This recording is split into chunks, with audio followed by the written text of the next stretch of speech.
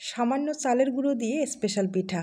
এই পিঠাটা দীর্ঘদিন পর্যন্ত সংরক্ষণ করেও খাওয়া যাবে। প্রথমে 100 গ্রামের মতো চালের গুঁড়ো নিলাম, স্বাদ মতো লবণ, ফুটন্ত গরম জল দিয়ে একটা ডো তৈরি করে নিতে হবে। ডোটা শক্ত করা যাবে না, নরম করে তৈরি করে নিতে হবে। আর এখন আমি ডিজাইনটা তৈরি করে দেখিয়ে দিচ্ছি। ডিজাইনটা কিন্তু অসাধারণ, আপনারা চাইলে সহজেই এই পিঠাটা তৈরি করে নিতে পারেন। পিঠাটা তৈরি করার পরে ভাপিয়ে নিতে হবে, আর ভাপিয়ে নেওয়ার পরে রোদ্রে শুকাতে হবে। রোদ্রে শুকালেই আপনারা দীর্ঘদিন পর্যন্ত সংরক্ষণ করতে পারবেন।